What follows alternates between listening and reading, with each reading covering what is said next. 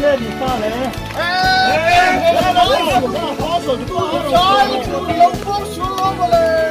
ai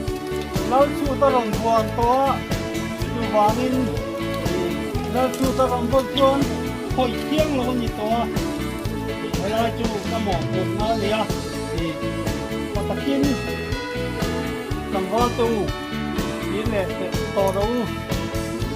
chú ta thuốc dùng nó gì lâu qua mới được ra tiền đi luôn.